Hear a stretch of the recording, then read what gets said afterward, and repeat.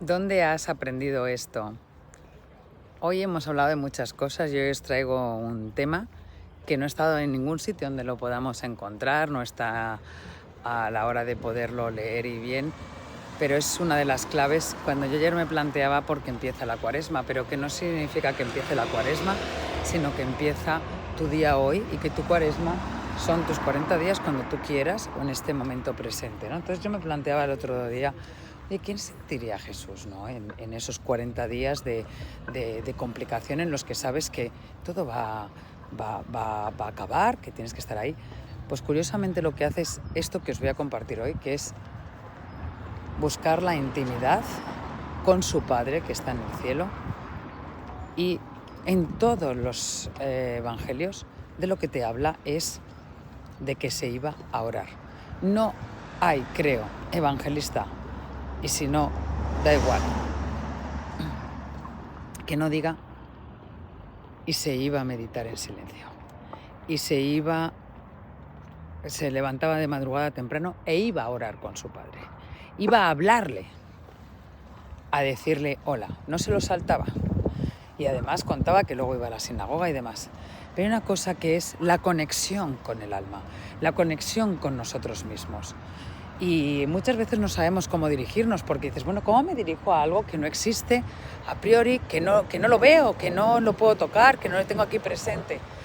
Es en esa intimidad en la que tú te presentas, te desnudas, no físicamente, sino en el alma, cuando tú desnudas cuáles son tus inquietudes, cuáles son tus problemas, cuáles son tus dificultades. Oye, pues esto creo que lo he hecho bien y también te lo alabas y también te lo va a alabar. Esto de aquí tengo dificultad, no sé cómo hacerlo.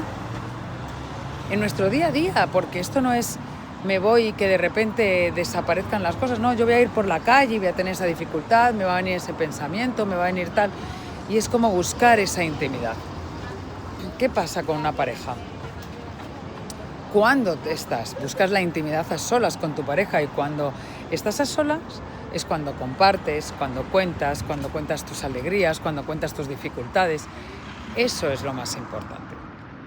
¿Eso sustituye directamente, por ejemplo, lo que es a la oración, a la meditación?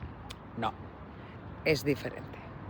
Pero es en esa relación en la que cuanto yo más voy conociendo a una persona, pues más evidentemente perogrullo, más la conozco, para un lado o para otro. Pero cuando tú empiezas a sentir con ese amor, a sentir ese amor de pleno, de que está ahí, a que eso que no conoces lo empiezas a hacer físico, empiezas a observarlo, a observar qué pasa en ti, se materializa y se crea esa energía.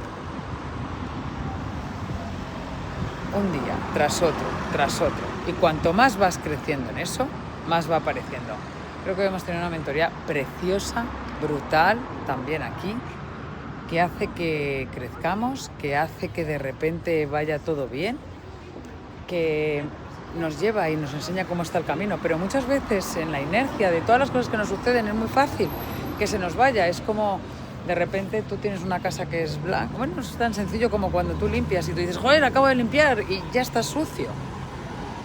Por eso es lo mismo que pasa, que nosotros empezamos a poner cosas, empezamos a ensuciar todo lo que nos sucede, todo lo que nos pasa, y nos vemos acopados por unos edificios altos, por un frío, por unos ruidos, por mucha gente, por los atascos, por las prisas, por el día a día, y eso no nos permite tener esa intimidad. Cuando empezamos a ser conscientes, a llevar esa meditación, a ese rato de, hola, estoy aquí, incluso imagínate tú, ¿no? Claro, yo he pasado tantas horas en el coche sola que podría parecer lo que es como cuando un niño está hablándole a su osito o a su amigo invisible.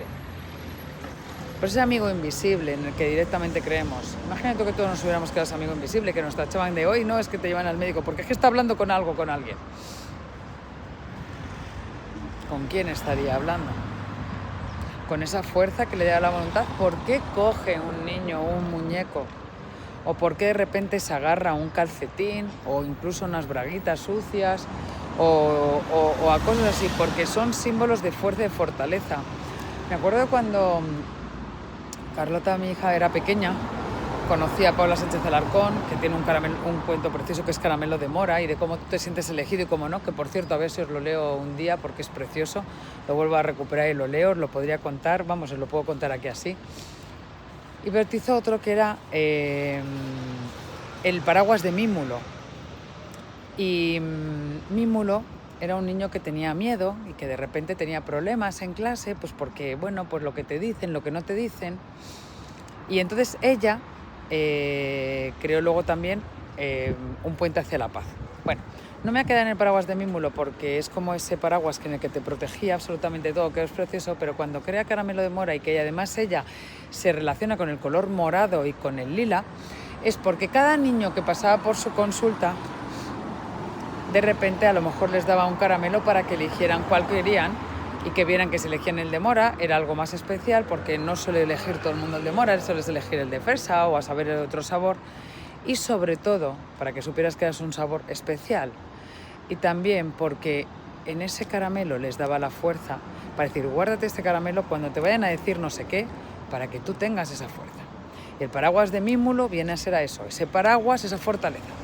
¿Qué hacemos si te das cuenta cuando realmente a veces estamos haciendo una meditación, estamos haciendo que de repente hay un escudo protector en el que de repente estás ahí, porque tú estás hablando? Entonces, qué bonito es el hecho que nos podamos acercar, que podamos hablar, que podamos dirigirnos y hacerlo. Y sentir que el escudo, esa protección, esas chispas divinas las tienes, porque tú tienes todas las bendiciones. Lo que pasa es que no las recordamos, porque es muy fácil que yo te venga y te diga, uy, qué mal. Y entonces nos caemos del pedestal ese en el que estamos. Uy, tú no sabes hacer esto, y entonces ya dudo.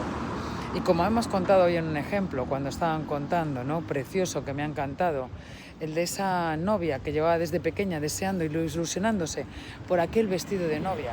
Y en el momento cuando se lo enseñó a las que más quería, a sus amigas, se pusieron una cara de ¿qué es eso, por Dios? ¿Cómo te estás poniendo eso? Y ahí, por mucho que te digan que tú tienes esa seguridad, tu duda cae, te hunde. Acerquémonos a esa inteligencia infinita, a esa sabiduría, que es lo que estamos haciendo, a esa energía para que podamos explorar y esa intimidad. Y esto no se va a ver en ningún otro sitio. Porque muchas veces no sabemos cómo hacerlo, porque muchas veces no sabemos cómo tratarlo y cómo llevarlo. Y es lo que el principio de cómo crear esa relación íntima, de que vaya creciendo más y más y más, y que vas generando esa fortaleza. ¿Y qué pasa? Cuando más relación íntima tienes, desde el amor, no desde el enfado, porque además hay que recordar que Dios no se enfada contigo. Cuando tú le llamas, has estado un montón de años pasando de él, o no dándote cuenta, y él sigue ahí. No te reprocha, no te echa en cara, como solemos hacer nosotros con la gente, con las cosas, sino al contrario. Te acepta, te coge, te da y sale más, aparece más. Es como cuando a ese cachorrito tú le das la mano y empiezas a hacer esa confianza y empieza más y más a aparecer, a estar contigo, a esa confianza, ganarse la confianza, pues es lo mismo. Que te ganes tu confianza en ti mismo, que te ganes la confianza en Dios, porque Él ya la tiene en ti. Solamente tienes que recuperar tú la tuya. Recupera esos momentos. Y entonces cuando empieces a rezar, cuando empieces a meditar, encontrarás unas conexiones y te vendrán unas frases que dirás, ¿y esto qué ha pasado? Pues simplemente es que has abierto la llave de los secretos del cielo, simplemente porque has intentado tener una relación más íntima con Él. Bienvenidos, mis queridos, aquí a esto, Marta.